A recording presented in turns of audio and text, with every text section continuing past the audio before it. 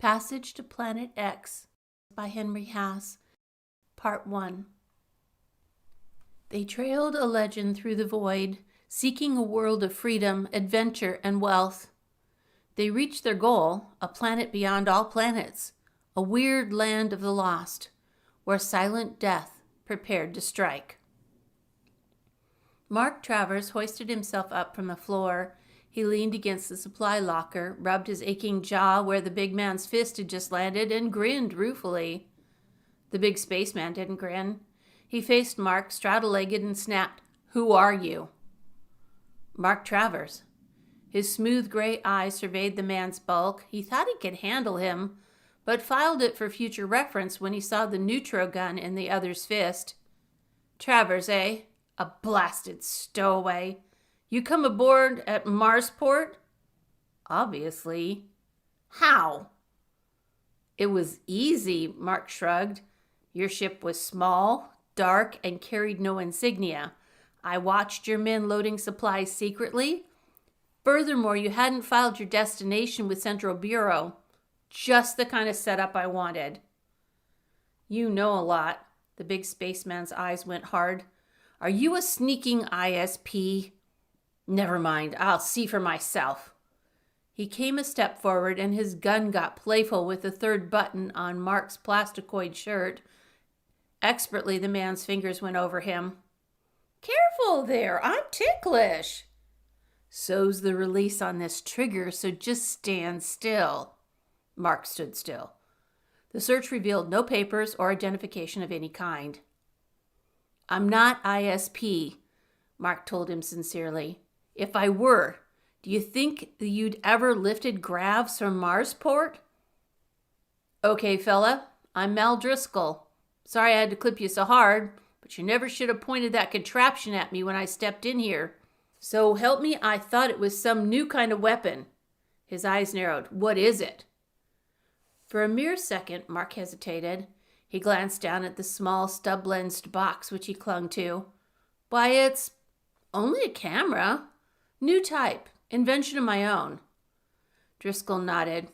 "Come on, stowaway. We'll go up and see Janice. No skin off my teeth if he wants to keep you aboard." They stepped out of the room and along a corridor, bracing themselves against the forward thrust of the rocket engines. "Who's Janice?" "Our commander." "And what if he doesn't want me aboard?" Unobserved, Mark pressed a hidden stud in the black box. Tiny but powerful coils hummed to life, quickly ascended the scale to the inaudible. Camera. Mark smiled to himself and hoped none of the men here knew anything about cameras. "You know the space code on that," Driscoll answered his question. "If it's so desired, stowaways are tossed into space." Mark racked his brain. "I don't remember that in the interplanetary code." Driscoll turned, grinned at him. "Who's talking about the interplanetary code? We make our own." Janice was in a forward cabin, poring over charts on a glass-top table. 3 other men were lounging there. Janice was 6'4", with bulk to match. He had flaming red hair and an outlandish full beard that made a vivid splash against the drab gray of his insulated tunic. He scowled fiercely as the 2 men entered. Driscoll pushed Mark forward. "Found this stowaway in the supply room. Says his name's Mark Travers. I don't think he's ISP, though." Janice's deep-set gray eyes seemed to bore through Mark. Then they flashed to the black box. "What's that?" "New design projection camera, it." "Put it here." Janice indicated the corner of his desk. Mark did so with some reluctance. This man was no fool. The other 3 men had come down off their bunks and stood there watching. One of them, Mark noticed, was a Martian. "Now, why are you here?" "You seem to be the sort of men I wanted to join up with." "I said why." Mark wondered if this man would believe him. He didn't think so. Nevertheless, he had already made up his story, so he drew a long breath and told it. "I was with Triplanet News Service working out of Chicago. I happened to uncover a huge spacer contract graft, got the names of the higher-ups, photostatic copies of incriminating documents, everything. But the men involved happened to be too high up. My story was squashed before it ever reached the wires. I would have been too, permanently, but I escaped to Mars." Janice was laughing at him behind that red beard. Mark was sure of it. He shrugged and didn't attempt to go on with the fabrication. It had been a good try, anyway. Janice said dryly, "Now, tell me the real story. Or shall I tell you? You received one of the typical BINWI offers. You're running away to cool off, or maybe to keep your invention out of their hands? Is it this, camera?" Janice glanced at the compact box lying there. "That's right," Mark admitted, marveling at this man. "They made me several offers, but I wouldn't come through. The last one was typical, all right, backed up by some of their hired thugs. Why didn't you tell me this in the first place?" "I wasn't sure how you felt about the BINWI. Mark was still wary. "The same as you do, although I've never had any contact with him personally. My special peeve is the Triplanet Council, and the BINWI is a subsidiary, Bureau for the Investigation of New and Worthy Inventions. It's a laugh, ain't it?" Mark didn't think so. "That Bureau," he said, "is an octopus preying on the inventive genius of 3 planets. Their spies are everywhere, moving unseen, biding their time. You know the new anti-grav deflectors the patrollers are using? A man named Anton Kramer worked that out. He had it near perfection when he suddenly disappeared. A month later, the deflectors came on the market." Mark's voice was bitter. "There have been dozens of other cases. The BINWI usually gets what it wants, even if it means murder." Janice nodded. "There's a man aboard who'll agree with you on that. Professor Brownell. Perhaps you'll meet him later." He turned his gaze to the 4 crew members. "All right, men. How about Mark Travers? Do we accept him as one of us? A vote is in order." "How do we know he's not a BINWI spy himself?" asked a small man with piercing black eyes. "He seems to know a lot about him." "I'm convinced he's not, Ferris. We covered Brownell's trail too well for that. Let's have the vote." The ayes were unanimous, and suddenly these men were friendly, smiling as they stepped forward to shake Mark's hand. They were good handshakes, firm and calloused. Only Ferris's was reluctant. "There's one more thing," Jenna said quietly. "We'll need your picture for our, shall we say, rogues gallery. I insist on that. Perhaps I can take it now, with your camera." He reached to the black box on his desk, lifted it carelessly up. Mark found himself staring full into the stub-nosed lenses. Sudden sweat broke on his brow. His gaze lifted and met Janice's gray eyes straight and steady upon him. "Wait! What? Not camera shy, are you?" Janice's fingers seemed to fumble, but his gaze never left Mark's face. "The lens isn't set. It's special, you know." Mark stepped forward. His limbs seemed wooden. He took the box from Janice's hands and, pretending to adjust the lens, his thumb found the hidden stud and released it. The hum of the inner coils descended the scale again, became audible for a split second, but only to Mark's ears. Then they were dead. He let out a slow breath, handed the box back. "Okay now, shoot." Janice waved it away. "Oh well, it can wait. We'll get it later." He came around the desk, thrust out his hand. "Welcome aboard, Travers. You're one of us." Mark suddenly knew that Janice knew his secret, but somehow he wasn't worried. He wondered if any of the others had noticed the byplay. Moreover, he wondered what being one of them meant. He was soon to know. At that moment, a voice sliced through the radio. "Callisto calling. Earth Station 6 on Callisto. We have had you in our beam for the past 20 minutes. You are out of bounds, and you display no insignia. As this is a violation of the space code, you will go into a drift immediately and await the patrollers who will escort you to Callisto for investigation. Refusal to obey constitutes outlawry against the Federation, and the patrol will act accordingly." The men weren't startled. If anything, they were amused. The one named Detham simply straightened away from the radio, and his hard, square face broke into a grin. Think of it, Min. We're being outlawed. Now ain't that one for the books? The face of Ral Ka'arji, the Martian, was blank and leathery. His heavy-lidded eyes blinked once or twice, but only his incongruously high-pitched voice revealed his emotions. Tri-Planet Federation, he shrilled, out of bounds. By the red tails of all the Oggs on Venus, ain't anyone supposed to venture beyond the asteroids? Not without sanction of those graybeards in the council, Janice said, and the Earth corporations who are the real power. You know how they try to squelch men like us, free-footers, who won't play ball with them. He flicked open the communicator to Brownell in the control room. How about it, Prof? Get the message? Yes, Mark heard a voice reply. All right, we'll go into a drift. Let the patrollers come. We'll give 'em a show. Right. Need any help? No, but keep the communicator open. And take a look in the V panel if you want. Brownell actually seemed pleased. Janice clicked on the VisiPanel, turning the magnifying dials. Callisto was seen in the swimming blackness of space with the huge bulk of Jupiter as a backdrop. Under Janice's sure fingers, the scene expanded and came nearer. Minutes passed. Then they saw 6 patrollers speeding out to meet them. Brownell had cut rockets, and they were in a drift now, waiting. Waiting for what? Mark wondered. These patrollers were speedy ships and deadly, equipped with atomobombs, dis rays, and magnetic beams. He shifted nervously. The patrollers came very near. Then they broke formation, arraying themselves 3 on each side of the outlaw ship. Magnetic beams, pale green and swirling, reached out to touch the hull. They fastened there tenaciously. In this manner, they began the route back to Callisto. Even Janice seemed a little worried now. He turned to the communicator. How about it, Professor? Those beams are powerful?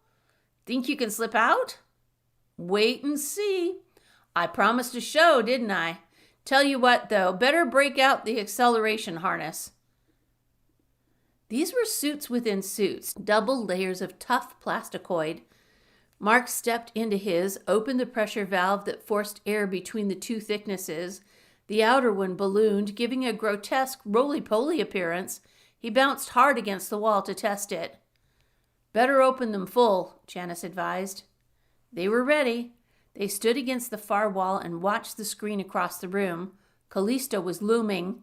They'd soon be within its gravity. Vera, standing beside Mark, said in a low voice, What kind of newsman are you, Travers? You ought to be getting pictures of this. Make swell release stuff when you get back to Earth. His tone was mocking. Mark felt a growing dislike of this man. He suppressed a retort, said curtly instead, Too late now. He had placed his camera safely in an inside pocket. The patroller's magnetic beams still towed them along at terrific speed, setting up a slight vibration in the walls. Suddenly, there was a new kind of vibration. Mark didn't know what it was, certainly not rocket tubes. Get set, Janice warned. Someone muttered, If he slips out of 6 magnetic beams. But that was all. A fierce surge came beneath their feet, and Callisto seemed to leap at them. Within seconds, a ghastly nausea gripped their insides. The ballooning suits were pressed so flat against the wall it became impossible to breathe. Their hearts pumped sluggishly, and a gray veil began to form before their eyes. These were men so accustomed to hardship that space acceleration meant nothing. But now they were experiencing something new in acceleration. They felt as if their entrails were being compressed into atoms. Mark could barely see the screen now. The way Callisto was rushing at them, he felt sure the planet was going to blank them out. He tried to shut his eyes, but even his eyelids wouldn't move. Then Callisto slipped off the screen, and Mark knew they must have made a sharp parabola. 2 of the patrollers were glimpsed far behind, reaching out futilely with dis rays. Even as he struggled for breath, Mark wanted to laugh, but the desire left him suddenly as the tremendous bulk of Jupiter loomed. if they escaped that gravity. And they did. They came close, but their parabola tightened. Then they were pulling away. Speed remained constant as Jupiter faded. Mark could breathe again, but he ached through every inch of his body. He could only think wearily. This, he thought, this meant they must have accelerated to the 6th, 7th, or even 8th magnitude? 2. Phileas Brownell was a tough little character. He still breathed with difficulty as Janice unstrapped him from the pneumatic seat, and his face was ashen, but he hoisted himself up to his full stature of 5 feet 5, and his gray hair bristled. He went to work over the control console, jabbing hard at gleaming buttons and adjusting the complex setup. By now, Jupiter was fast fading in the darkness behind them. "All right," he announced finally. "We're on robot control. We can rest easy for a while." He sneered in the direction of Jupiter. "We showed 'em some speed, eh? So they want my frequency tuner, do they? Let 'em come and get it. The dolts, the moronic interfering meddlers." Janice plainly showed his relief as he winked at Mark, who said, "That was some chance you took. Suppose it hadn't worked." "But it did work. That was the final test, and it was necessary. I had to know how it would react against the beams." Mark ventured a question. "Frequency tuner? Is that what gave you the acceleration? I knew it wasn't rocket power." Brownell turned piercing black eyes upon him. Janice? Who's this?" Janice vouched for Mark, explained his presence aboard. He added, "The Bureau's after an invention of his, too. A camera." The professor was startled. "Did you say a camera? Since when do they?" "Ah, but Mark's is a very special camera." Janice smiled maddeningly, but in the next instant was clapping a friendly hand on Mark's shoulder. "Don't worry, Travis. Your secret's safe with us. We don't ask questions. You've a right to know our destination, though. Come on, I'll show you." They repaired to the chart room, where Janice indicated a moving red line on a glass-encased chart of the solar system. Other lines were being traced, too, at various angles to their trajectory. "The red line is our present trajectory. The others are the orbits of the planets. See, there's Jupiter behind us. Notice how close we came." Mark nodded. Already in his mind's eye, he was extending their present parabola. Distances between these outer planets were vast beyond imagining. Saturn was just in sight, but at their present speed, they would probably cross its orbit far in advance of the planet. Then came Uranus, and next Neptune. The space between Neptune and Pluto was vaster than all. Mark felt just a little staggered. There was no known record of men having come this far, not beyond Jupiter, in fact. He turned to Janice. "How far do we go?" "All the way." "Pluto?" "Beyond." Mark thought that over. "There's no planet in our system beyond Pluto." "But there is. Planet X. An eccentricity in the orbit of Pluto indicates there must be a planet beyond. For years, astronomers have known this, but no telescope has been able to pick it out." Mark grinned weakly. "So that's where we're headed? I guess you know it'd be awfully easy to overshoot a mark like that." "Not with a frequency tuner. I understand very little of it, but the professor assures me it's a directional finder as well as a power unit." Sure. And assuming we locate Planet X and manage to land, what do you expect to find there?" Janice's eyes were flecked with dancing lights. "What do we hope to find? George Kettrick. And if you know that man at all, you know that means adventure and riches." Kettrick? Mark's mind went back. He began piecing together things he had heard, fragments and rumors. The man Kettrick and his amazing exploits had become almost a legend. "But I've heard," Mark voiced slowly, "that Kettrick died, plunged into the sun while trying to negotiate a landing on Vulcan." "You don't really believe that?" "Sure, every few years you hear those stories, but Kettrick always shows up again." Janice sighed. "You know, I've almost come to believe that he's not human. Where other men go, men like us, they find that Kettrick's been there first. I've personally made 2 fortunes, and lost them in following his trail. Mark was skeptical. But even he wouldn't dare try for Planet X. He hasn't the speed that we have. It would take him... Kettrick would dare anything. Why, 6 months ago I heard that he was planning this venture. That's why we're here. We 5 men pooled our savings to finance Brownell's frequency tuner and build this spacer, in secret, of course. Sure, it would take Kettrick maybe 3 months to reach Planet X in some dilapidated little rocket-powered craft. We'll make it in 3 days, but I'll wager he's already there. With the whole populace kowtowing at his feet, most likely. It was Driscoll who spoke as he entered the room, followed by the other men. Sure, I'll back the luck of Kettrick every time. Deathman shook his head. Planet X is probably uninhabitable, but I'll bet my last pair of socks Kettrick's located a cave of diamonds, or maybe a platinum vein. Toss him in a Venusian sinkhole and he'd come up wreathed in swamp pearls. He's that sort, Janice agreed. It was platinum on Mars, cinnabar on Mercury, plumes on Venus. By the way, I got in on the plumes, made a fortune. And the other time I saw Kettrick, I recall the time he showed up at the Venusian prison swamp, Driscoll put in. One day he wasn't there, the next day he was, just like that. Inside a week he had organized a group of us for a getaway attempt. Hundreds of others had tried it and failed. Well, he led us safely across 200 miles of swamp, supposed to be impassable. Know what was on the other side?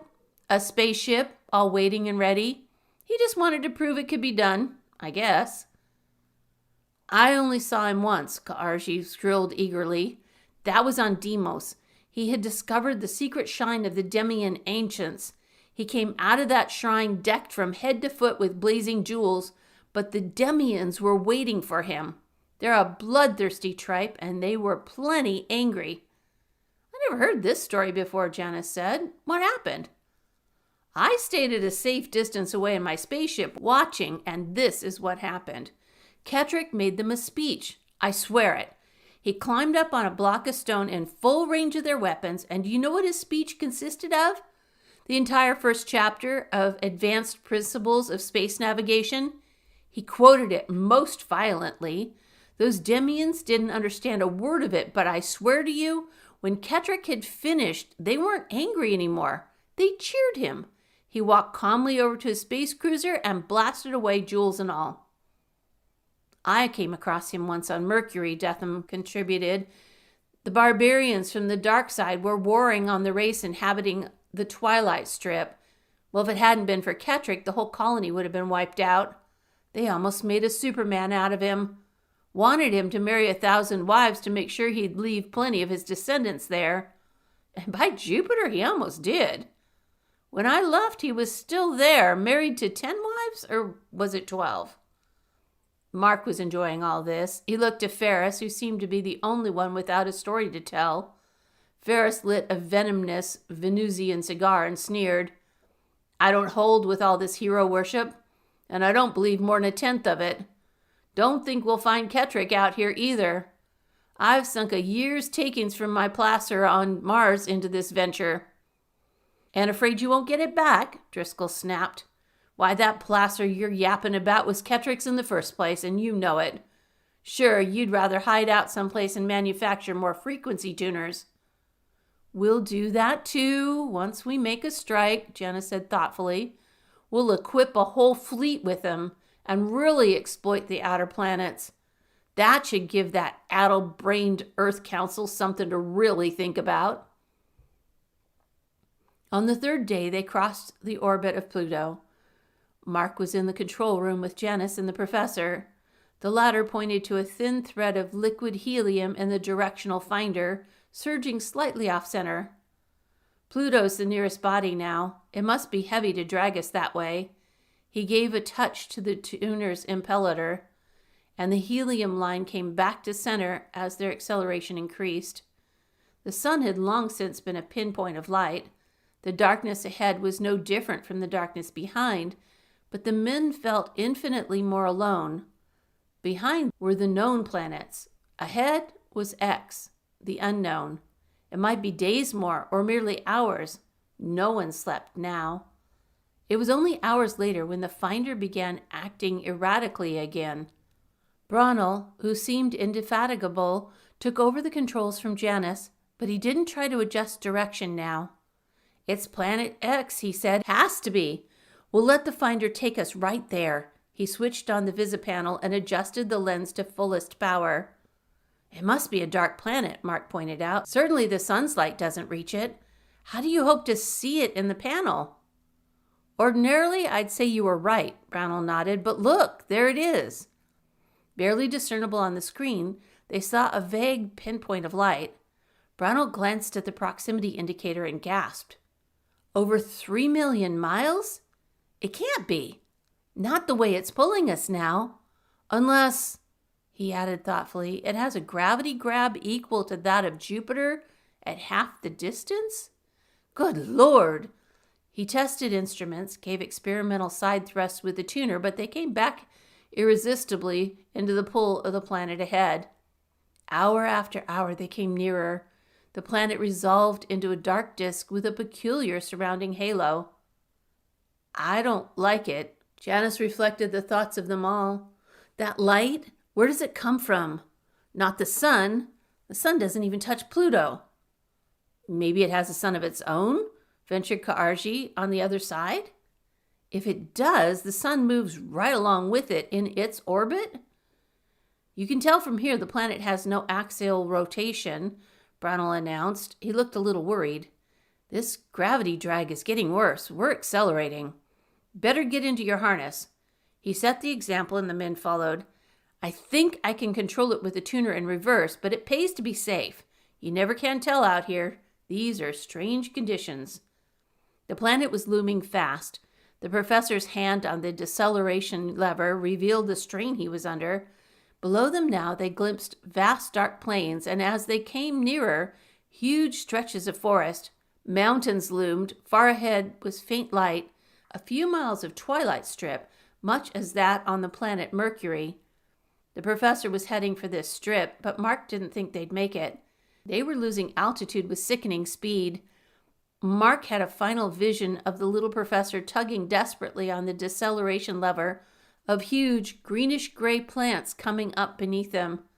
Then a rending crash, a confusion of flying legs and arms. Just before Mark blanked out, he knew their ship was still plowing forward. Part 2. He came back to consciousness with a feeling of intolerable weight pressing him down. It was his own weight, he discovered as he tried lifting his head to look around. It was a terrific strain, and he let his head fall back. None of the men were seriously injured. The bulging harness had saved them. They called out to each other, but couldn't move except to roll their heads from side to side. "Professor, did you say a gravity equal to that of Jupiter?" Detham called out. "That or more. And yet this planet has a diameter of scarcely a few hundred miles. Strange." "Strange, he says," came from Driscoll. "What do we do now? Just lay here for the rest of our lives?" "Let's see you do anything else," Ka'arji said drolly. "Not me," Janice spoke. "You think I'll let this pee-wee world get me down? If I can only get to that tuner control." "I'm afraid this is one kind of gravity it won't counteract," Brownell admitted ruefully. "This world must be condensed as tightly as a white dwarf star. A cubic inch of matter weighing hundreds of pounds." Mark twisted his head around, saw Janice's huge frame struggling to move. He was a powerfully built man. He'd be the one to do it if anyone did. Slowly, minutes at a time, he managed to drag one leg under him and then the other. He brought his hands into position. Sweat broke out on his brow as he rolled himself over on all fours. Then, with a terrific effort, he hoisted himself erect. He stood there, a straddle-legged, red-bearded giant, but only for a second. His legs buckled. He managed to hurl himself toward the starboard port as he slid downward. "At least I can see out now," he gasped. "We did just reach the twilight strip. There's a whole forest of great big green things 30 feet high, sort of like cactus, flat and spiny. They must have helped break our fall." You said it. I can see a strip for over a mile where we mowed 'em down. Hey, look! For the love of... Janice's voice dwindled off in amazement.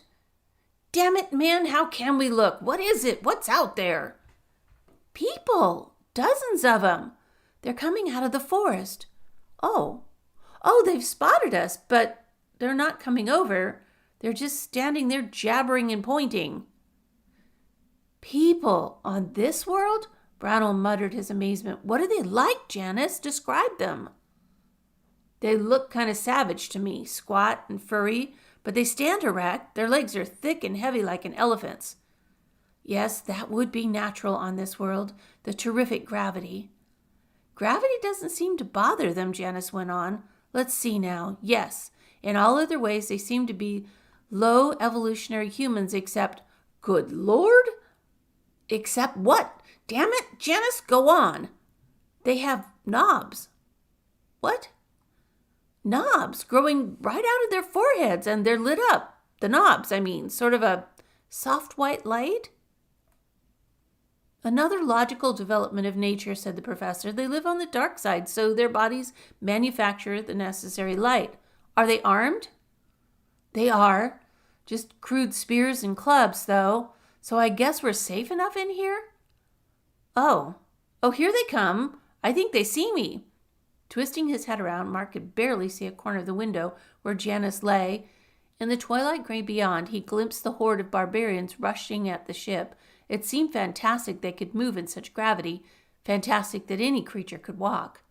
One of them hurled a spear with deadly accuracy. It struck the window and glanced away. Others crowded around, pounding at the glass with clubs, clamoring to get in at Janice, who lay just beyond. Professor, Janice said wryly, this isn't very pleasant. Are you sure this glass will hold?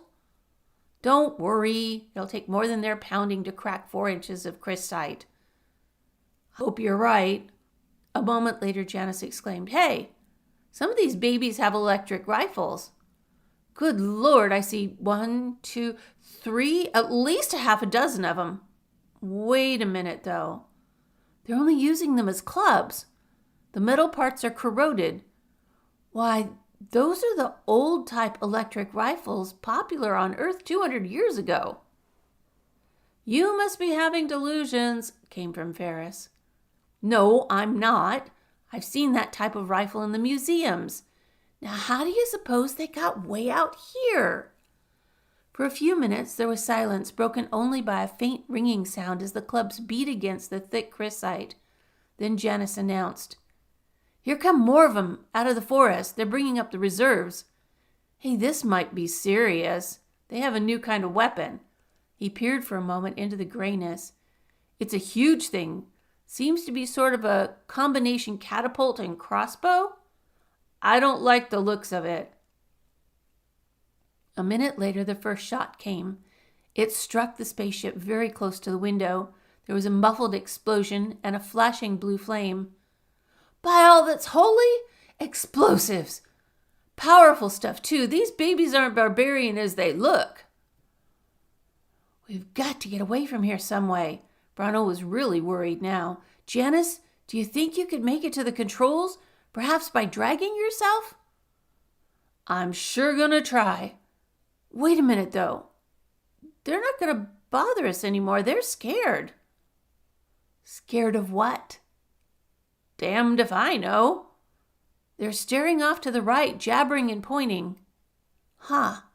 There they go. They're running away. Driscoll said, What did you do, Janice? Make a face at him?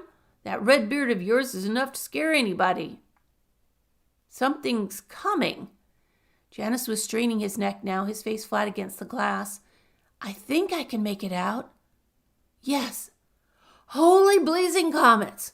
What kind of world is this? Get away from there, you! Hey, cut that out! Janice's voice had risen to an excited pitch. Get set, men. I think we're leaving here. The ship gave a sudden lurch, and Janice rolled backward. His head hit the floor hard, enough to stun him a little. And now the ship was moving. Not upward. It seemed to be dragging forward over rough terrain. In this tremendous gravity, every slightest jolt bruised them horribly. They could only lie there and take it. After 5 minutes of this, their muscles seemed pounded to a pulp, despite the inflated suits still encasing them. Then, as suddenly as it had begun, the movement stopped. There was ominous quiet. Mark, on the brink of unconsciousness, thought he was dreaming when he saw Professor Brownell leap to his feet. Now the other men were stirring. They rose dazedly. Gravity was normal. They crowded excitedly around the windows. Outside was bright daylight, no longer the twilight haze. The barbarian horde wasn't to be seen, nor was that other, whatever it was that Janus had glimpsed. Janus groaned a little and sat up, rubbing his head. They questioned him eagerly. "Maybe I didn't see it," he muttered. "You wouldn't believe me anyway. Gravity's normal, so let's get out of here." And when they pressed their questions, he only shook his head stubbornly. Heedless of their aching muscles, they zipped out of the bulging suits. Mark's hand went instantly to an inside pocket near his heart where he'd placed his secret flat box with the lenses. He was relieved to find that it, at least, was undamaged. Janus was breaking out the weapons. He handed each of them an atomic rifle and neutral pistol. Brownell had taken a sample of the atmosphere and announced it was fit for them. They debarked into a plain where lush yellow grass sprang waist-high. "Strange," Brownell was muttering. He stared back the way they had come. Only a few yards behind them was the twilight zone. It was sharply defined, gray and misty, reaching sheerly up. Yet they stood in bluish daylight, which extended ahead of them to the sharp downward curve of the horizon. Brownell walked slowly back to the twilight zone, gingerly testing the gravity. He entered the zone and fell flat to the ground. Janus leapt to him, dragged him back. "Did you ever see such a thing?"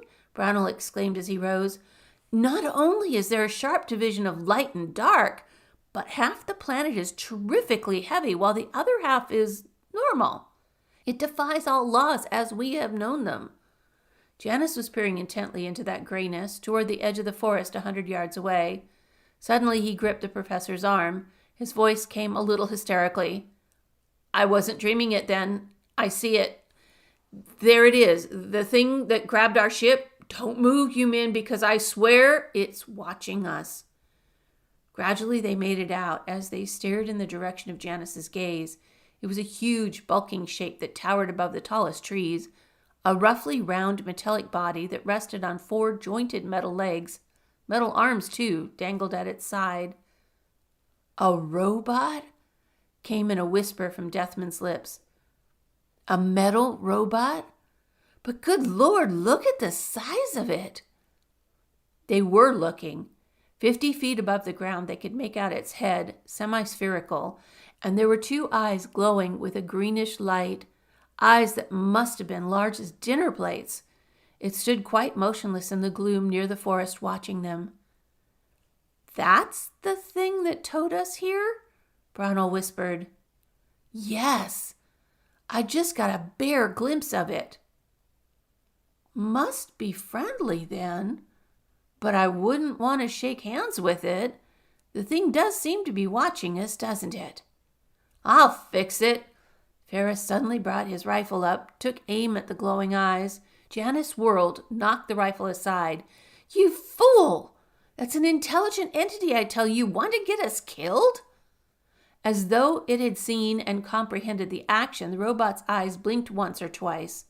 It was eerie. Then it raised one of its arms and seemed to gesture, not at them, but beyond them. With that, it turned and stalked away, crashing through the forest. "I get it," Mark said thoughtfully. "It was warning us to stay on our side of the fence." "And that's just what we will do. It's the only place where we can stand up, much less move about." They walked back to the prow of the ship. "Where does this daylight come from?" Brownell was still puzzled. "There's no sun.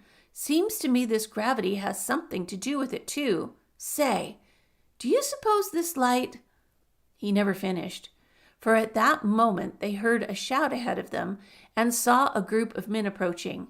They were tall and straight, clean-shaven, and dressed in trousers and tunics of rough texture but undoubtedly of earth pattern, the pattern which had been popular hundreds of years ago.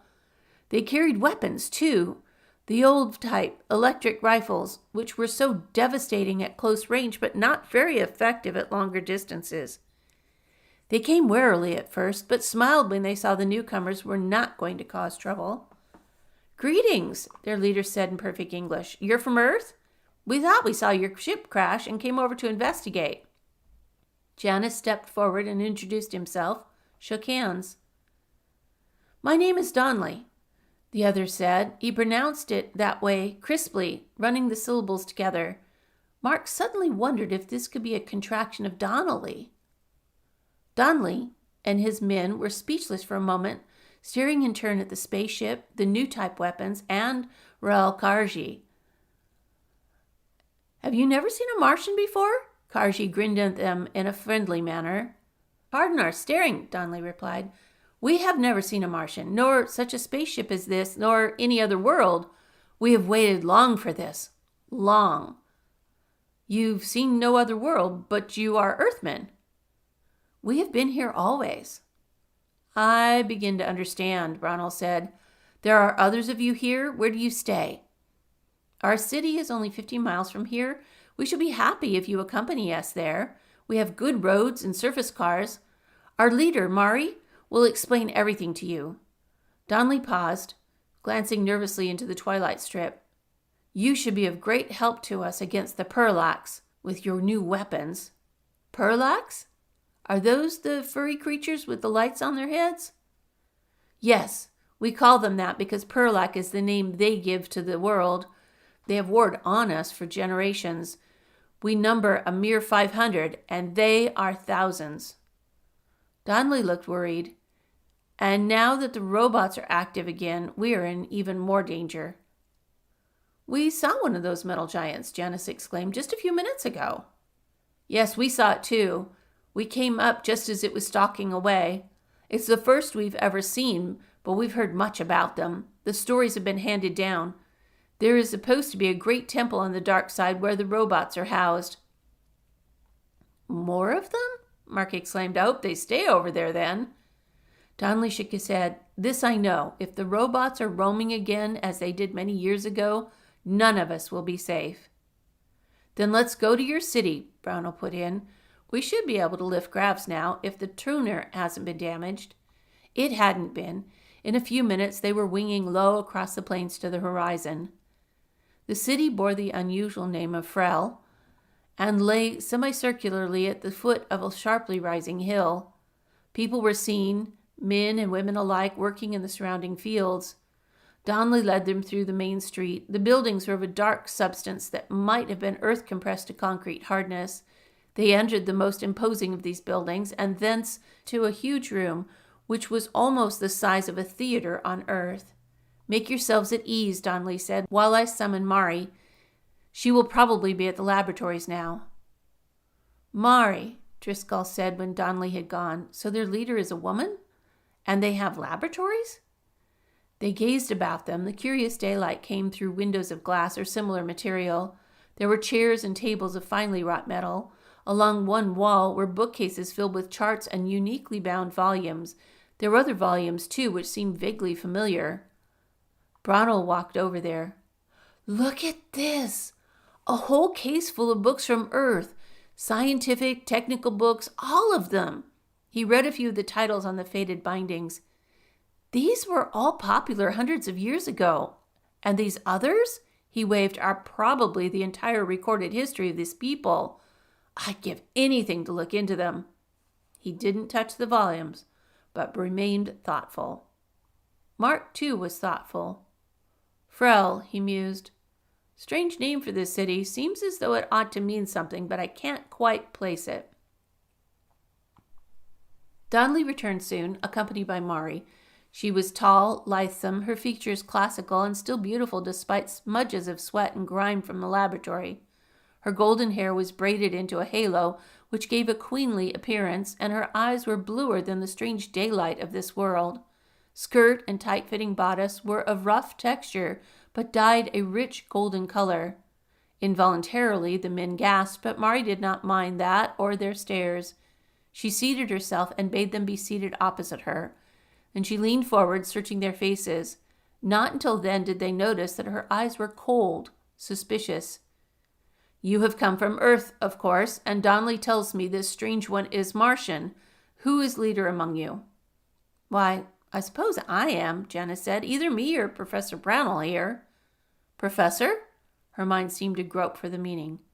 Ah, that word means a man of scientific learning, does it not? In this case, yes, he answered. Brownell spoke softly. Madam, we come in peace. We want to be friends, and we want to help you if we may. You need have no suspicion of us. No suspicion? You come from the dark side, from the Perlax. She spat the last word venomously.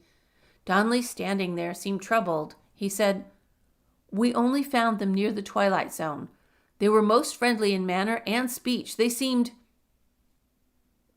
Man waved a hand, and he was silent.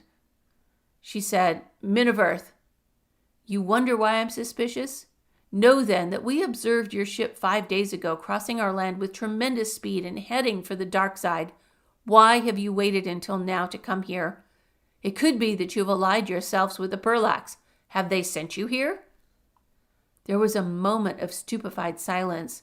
They could scarcely believe that she was serious, but her cold manner assured them of it. Then the answer must have dawned on all of them at once.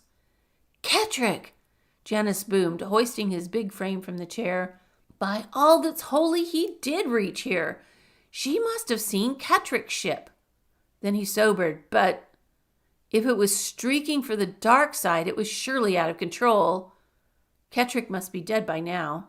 To think I'd live to see the day when that man blanked out. Mari had drawn a strange-looking pistol from a belt at her waist. She gestured now with it and said, Be seated, please. We will talk yet a while. This Kettrick, he is another one from Earth? Yes, he came before us. Came alone. We only landed here today, a few hours ago. Believe me, we want no part of those Perlax. We had a little trouble with them. She seemed relieved and satisfied at last. Forgive my suspicion of you, but where the safety of my people is concerned, I cannot be too careful. We have had trouble with the Perlax always.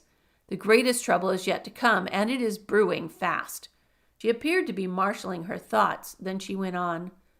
We are the 7th generation of a party of Earth people who arrived here hundreds of years ago. My direct ancestor, Willem Farrell, was leader of that expedition. Our city is named in his honor. I got it, Mark exclaimed. She means William Farrell. The Farrell expedition was one of the earliest and most ambitious interstellar attempts. Men had already reached the moon and were trying for Mars. Farrell set out with 100 men and women aboard. 140, Mari corrected. We have his log here. They missed Mars. Their compasses were wrecked in the asteroids, and they continued outward for months, finally crashing here. We still do not know what planet this is. You're beyond Pluto, Brownell told her. But how could they have survived a crash on this heavy world? It is one of the miracles. The records tell of it. They landed near the light. The light at that time encompassed a very small area, only a few miles. Gravity there was normal, but beyond it was very heavy. They investigated the center of light and found the stone. Brownell was excited. I suspected something like this. The stone, what is it? We still do not know, except that it supplies us with light and normal gravity and a temperate zone very favorable to our crops. It defies our science, and it certainly must have come from somewhere far beyond our solar system. Our ancestors found it deeply buried and dug it out. The moment they did, yes, the light from it spread slowly, very slowly. In about 10 years' time, it had encompassed this entire hemisphere, stopped only by the sharp curvature of the planet. And as the light spread outward, the heavy gravity vanished? That is true.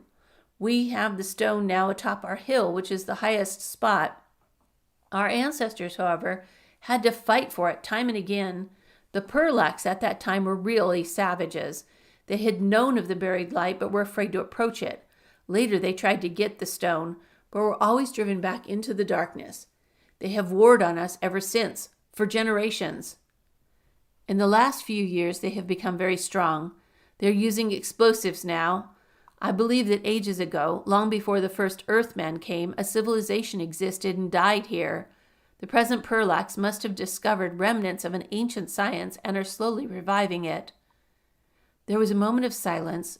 Janus took advantage of it to hand his atomic rifle to the girl and his neutro pistol as well. "Have you ever seen weapons like these?" She examined them excitedly, especially the neutro pistol. "Donnelly, look at this." She pointed at the firing coils. "It seems to be the same principle we're working on." "Do you mean to say you're trying to invent a neutro gun?" Janus was amazed. "Yes," Donnelly answered. "We've been working on it for the past several years, but it's been slow and hard, sometimes disastrous." He stepped to a bookcase, brought out one of the ancient volumes. It was Sperlin's Evolution and Control of the Free Electron. "We've worked from the principles set forth here," Donnelly explained, "and with some slight measure of success, but we feel that we're treading on dangerous ground. Only a few months ago, one of our laboratories was blown up and 4 men killed." Brownell nodded. "Even when Sperlin wrote that book, there was no real control of the electron. It came later. Anyway, we can help you now. We have the real models here to work from. Would you like to see these guns in operation?" It was a needless question. They repaired outside, where Janus demonstrated the atomic rifle first, aiming at a harmless clump of bushes some 50 yards away. The atomic pellet struck and exploded, leaving a miniature crater. "That," Brownell said, "is an example of uncontrolled atomic explosion. Rather crude, but it serves its purpose. Now, let us observe a refinement of it. Controlled electronic action." Janus aimed the pistol. A bluish, pencil-thin ray leapt forth. Where it touched, substance vanished into a froth of flame. The ground itself became incandescent glass. The ray remained constant so long as his finger touched the firing stud. Mari was excited. "Then you will help us perfect ours? The Perlax are becoming stronger than we ever have known them, and whenever they start scouting the Twilight Zone, it means trouble. Donnelly tells me the robots are active again, too." "We can and will help you," Brownell assured her. "I doubt if those overgrown robots will stand up long under an electronic ray." The professor was eager to see the stone, and Mari graciously accompanied him to the crest of the hill where it was housed. The others, meanwhile, went with Donnelly on a tour of the shops and laboratories. Part 3. 4. Brownell told them later in great excitement, "I swear to you, it defies all physical laws as we know them. It's merely a shiny chunk of rock a few yards in diameter. But do you know, I believe it actually feeds upon gravity. I have always believed that gravity, magnetism, and other such universal forces are all a part of the electrical spectrum. Some peculiarity in the atomic structure of this stone draws the straight-line force of gravity to it, and that force is then oscillated, transmitted into light. The process is unending." "That's all very well," Mark told him, "but I believe the greatest miracle is right here in the laboratories. These people have had to utilize the barest elements of this world, but they've done wonders. They have plastiglass and farm implements and electrical power, even crude atomic furnaces." "They'd have their neutro pistols right now," Janus agreed, "but they hit the same stumbling block that baffled our scientists for so long." For days they worked ceaselessly on the neutro pistols. Mark and the professor together laid out the blueprints, devising a radical and more potent design for the firing coils. The latter was surprised at Mark's knowledge of electronic principles. "I may surprise you even further one of these days," Mark promised. And now the urgency of their work was really impressed upon them. Scouts returning each day from the Twilight Zone reported that the Perlax were gathering. Thousands of them swarmed the forests on the dark side, apparently massing for an all-out attack. There had been a few preliminary skirmishes, but nothing serious as yet. Donnelly undertook the task of setting up barricades at the Twilight border.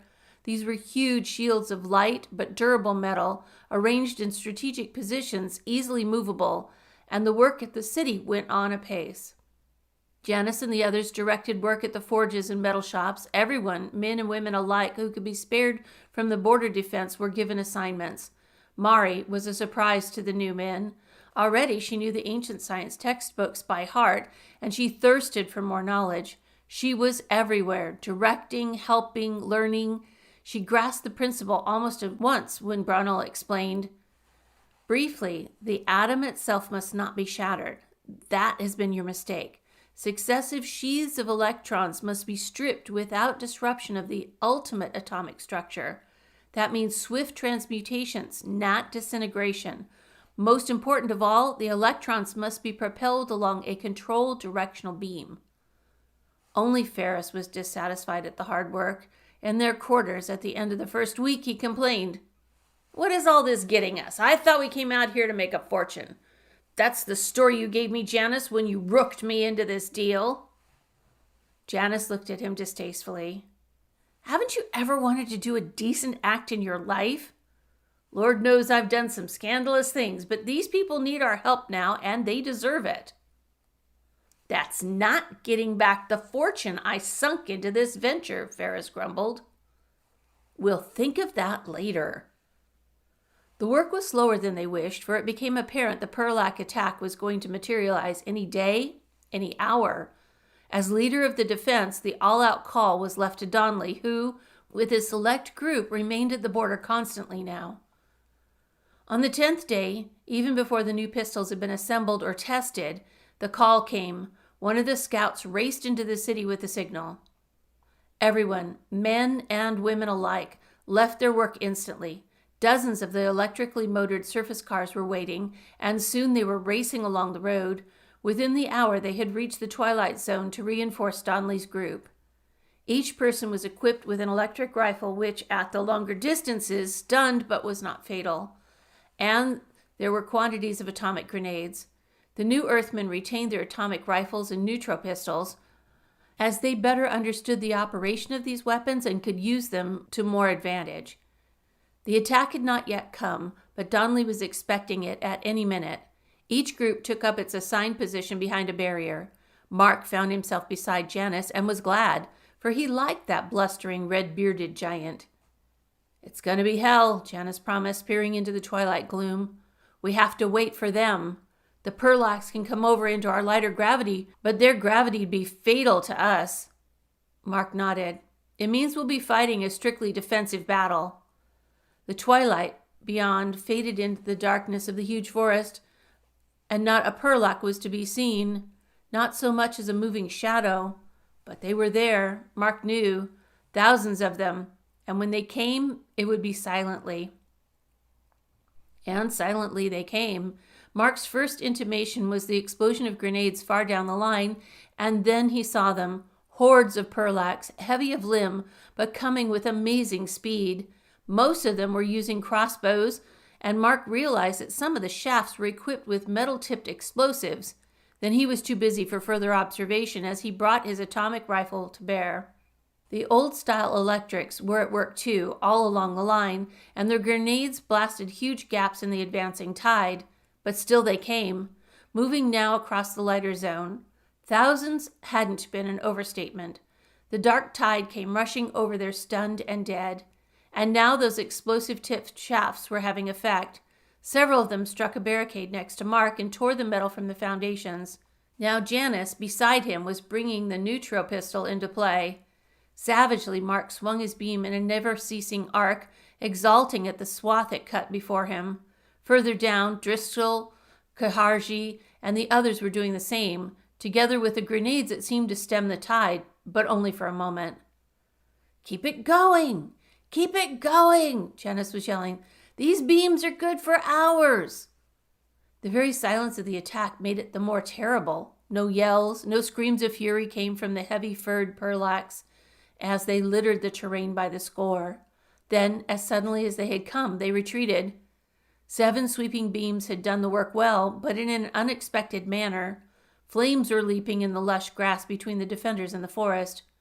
"Respite!" Janice yelled. 10 minutes, maybe. They'll be back when that grass is burnt down."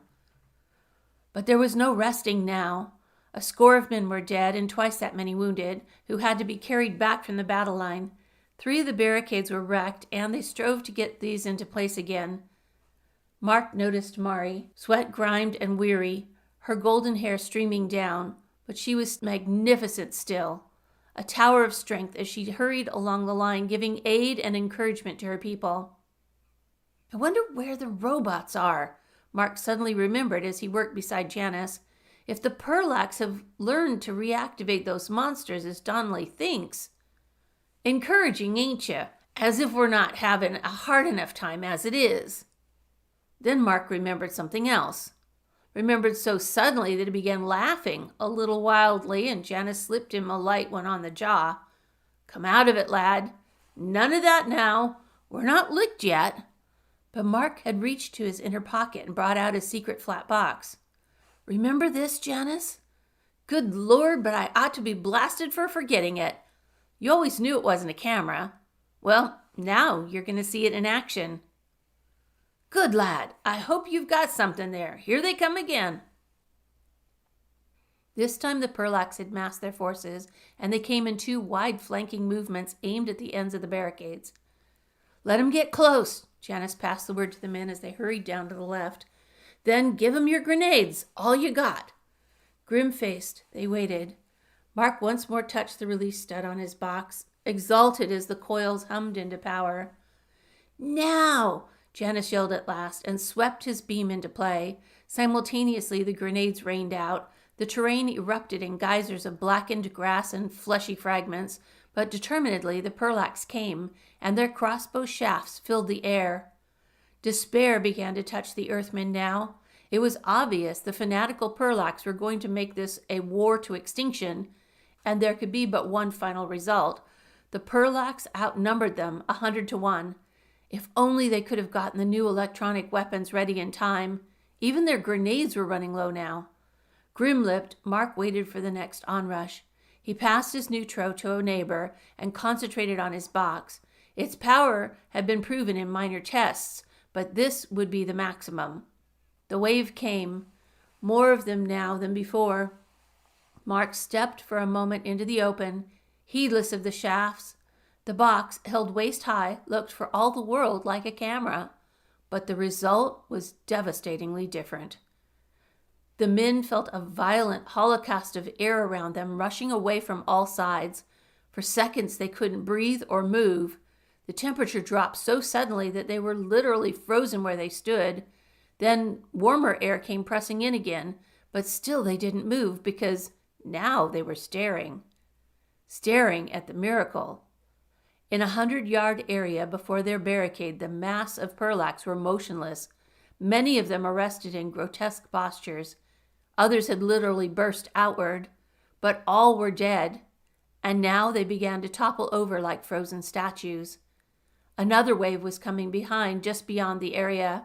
Now they wheeled and fled for the forest.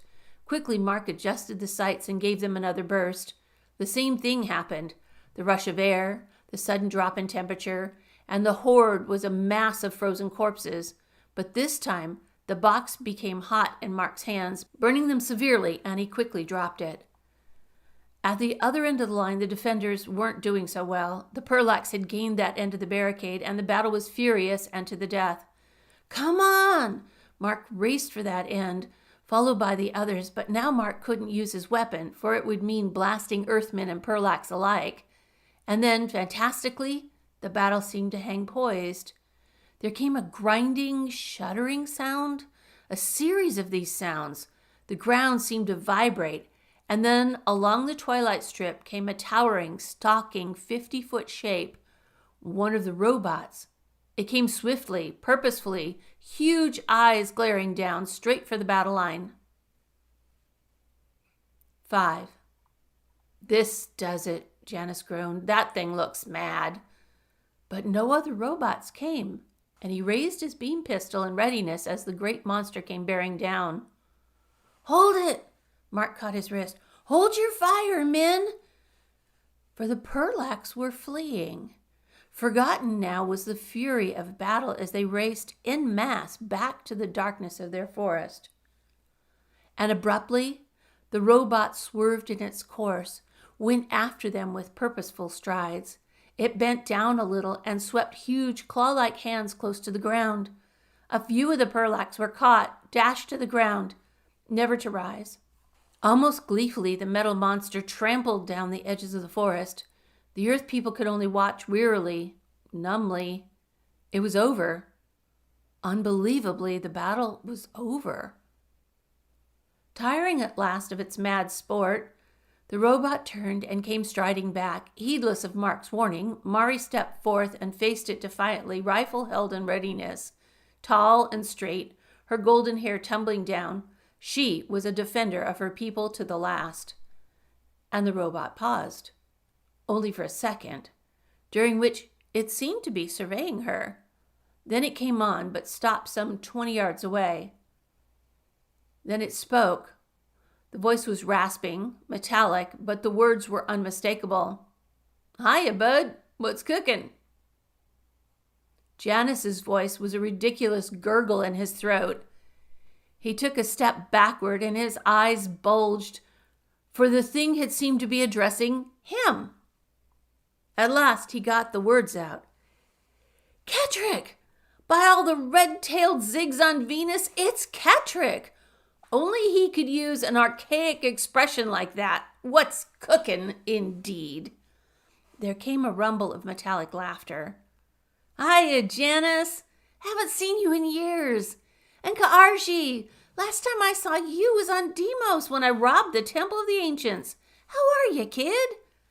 The robot went down, extended a long metal finger as big around as a man's arm. Ka'arshi retreated hastily. "Well, ain't any of you glad to see me?" The voice came mockingly. "And after I saved your battle, too." "Sure, we're glad to see you," Janice replied shakily. "But good Lord, man, come down out of that thing so we can get a look at you." "Hell no, I'm having fun. Anyway, I'm not up here. Not the real Ketrick. My body's lying in an alcove back there at the Temple of the Robots." Mari had come to stand beside Janice. Her face was flushed from the recent battle, but some of her defiance had fled. The robot bent closer still, seemed to be peering. Then came a long whistle, metallic but shrill, and one of the huge eyes winked. The girl seemed to recognize that primitive sound, and her face turned a deeper red, but she stepped a pace forward. "Mr. Ketrick, you have saved my people and have earned our undying thanks. But what about the Perlax? Do you think they'll be coming back again?" The robot chuckled. "Not for a long time. Certainly not when they know I'm around. Those babies have given me a wide berth so far." He added, "I've been intending to pay a visit to your side of the world, but I could tell those dark-skinned brutes were up to something. I decided to hang around and await developments." "But, Ketrick," Janice hesitated, "what's this about your body?" "Don't worry, it's safe. This is only the mental part of me. Sure, there's a huge temple about 10 miles back with dozens more of these robots standing around idle." A sudden thought occurred. "Want to take a look? I could carry you across the heavy gravity." "No, thanks," Janice declined. "My scientific interest doesn't go that far. Maybe the professor here?" "Sure." Bronwyn came forward eager. "I'll go too," Mark said. "I'd like to see how those robots work." Ketrick extended a huge hand. Bronwyn and Mark clung tightly as it swung them up. With the two men perched on its shoulders, the robot went striding back through the forest. The temple, massive and pillared, rested in a wide clearing. They saw the robots, dozens of them lining the walls. The quartz discs of their eyes were now dull and lifeless, and near each robot, 50 feet high in the wall, were alcoves. "Gravity here is normal," Mark noticed suddenly. "Yes," Ketrick replied. "That's probably what saved my life. I crashed right through the roof." They saw Ketrick's spacer on the floor below them, its nose and forward tubes crumpled beyond recognition. "I'll show you my body." He strode to one of the alcoves, and the men stepped from his shoulders onto a stone ledge. Before them was a thick glass coffin. Resting in it was the material Ketrick. It was a large body, as large as Janice, but clean-shaven. The blue eyes were open and staring, and even in this suspended state, there seemed to be a quality of recklessness and even amusement about them. "How do you get the mental self into the robot?" Bronwyn asked. "Damned if I know how it works. There was almost a shrug in Kettrick's robot voice. I just experimented with the thing. He just experimented? Mark marveled at this man. Don't touch it, Kettrick warned, but you'll notice there are 2 cathodes attached to the temples of my Earth body. See how the wires lead out and up to that paneled board on the wall? There are all kinds of coils and things behind that board. Those other cathodes that you see dangling were attached to the brain plate of the robot. I suppose the molecules of your mental self flow through the wires? When the transference is complete, you merely detach the cathodes and start walking about a full-fledged robot. I tell you, it's wonderful. Kettrick, Brownell said as they went back through the forest. We should be returning to Earth as soon as we complete the new weapon for man's people. Don't you want to return with us? No, I think I'll stay. I want to be sure those perlacs don't cause any more trouble for a while. There wouldn't be any other reason, Mark grinned. There would and is. The smile was in Kettrick's voice, if not on his metal lips. I like that golden-haired Amazon. What's her name? Mari? But why return at all? Mari wanted to know when the professor announced the plans. You have said you wanted a base for the manufacture of your frequency tuners. What better place than here? Thank you, my dear. I had thought of that, but after all, this is your world and we are intruders. Mari was hurt. After all that you've done for us, and you can do so much more. Then rest assured we'll be back, possibly within a month. True, there is much to be done here, but we need new supplies, tools, equipment of every sort. Janice said, and with your permission, we'll want to bring back some new men, not rogues and adventurers like me, but scientific men who can come here and work out their ideas without fear of that stupid Earth Bureau. Men like Mark here and the professor. Brownell nodded agreement. I see a new regime. The Tri-Planet Council will have to cooperate with expanding endeavors or take a back seat. Already I know of 2 men on Earth and 4 on Mars who will be delighted to come here to carry on their work. And Mark, that reminds me, that new weapon of yours. I think we can ask about it now. Oh, it's nothing much, but I wasn't going to let the Bureau have it on their terms. It's merely an advanced frigidation idea. Works along an extended magnetic beam, absorbing all heat in a given area almost to absolute zero. And he says it's nothing much? Came from Janice. It still needs some working out. The coils didn't stand up last time I applied it out there. In 2 more days, they were turning out the neutral weapons in quantity. During that time, nothing more was seen of the Perlax as the robot Kettrick maintained a vigilance. Brownell made a last checkup of the spaceship, and more important still, he strengthened the frequency tuner to counteract the gravity.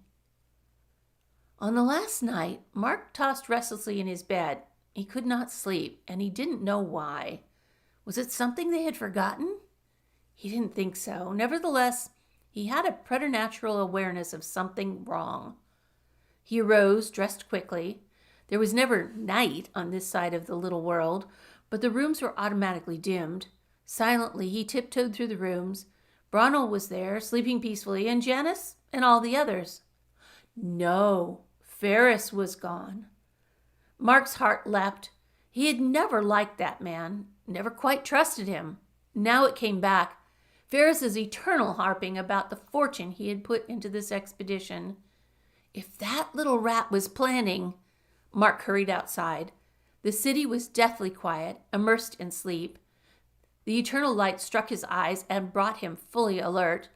He hurried along the street toward the outskirts, toward the base of the hill where the spaceship waited. As he neared the hill, he spied Ferris. The man was coming down the slope. Ferris saw him and waved a hand in greeting. Hi, is it you, Travers? What's the matter? Can't you sleep either? Mark's steps slowed and he breathed in relief. He'd been wrong. After all, the man had a right to be up. They met near the spaceship, and Ferris waved a hand toward the crest of the hill. I was just looking at the stone. It's the damnedest thing. Yes, Brownell tells me. Ferris's hand moved like lightning. Mark found himself staring into the stub end of a neutral gun. Ferris was no longer smiling and casual. "In," he snarled. "Get in there, quick." He gestured toward the ship, and Mark noticed the door was open.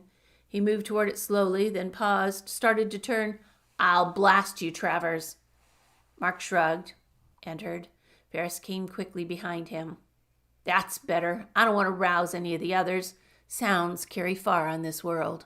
He paused and grinned with all but his eyes. "Sure, Travers, I was looking at the stone. I'd like to get it back to Earth, but it's too much for me.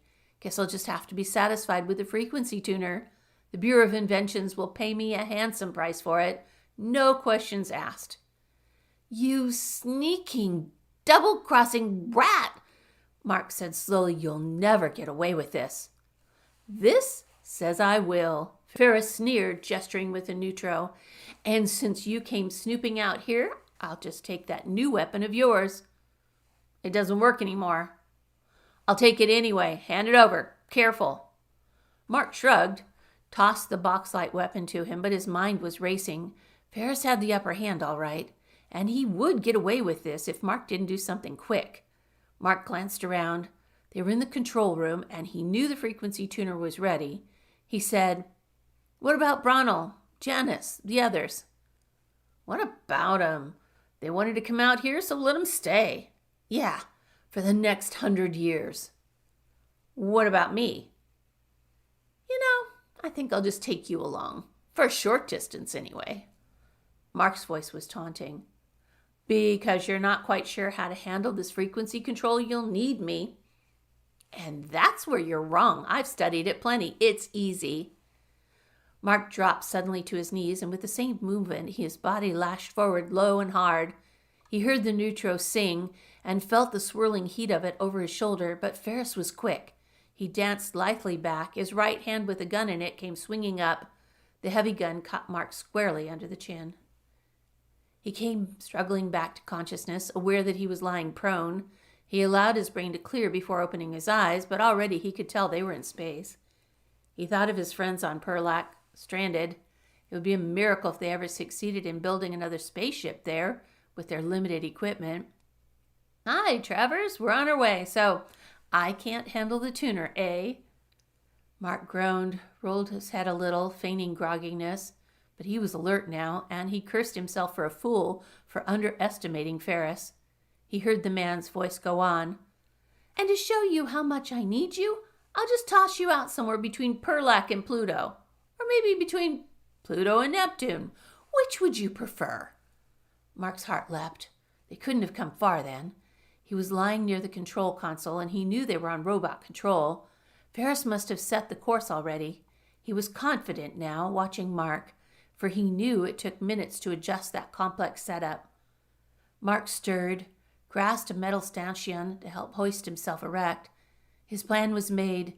To the right of the console was an auxiliary unit feeding emergency power to the tuner. He wondered if Ferris knew of it. He glimpsed Ferris coming toward him. Mark surged erect.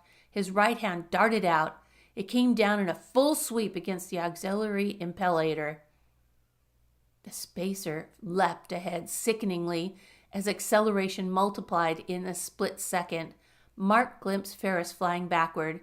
He hadn't time to see more.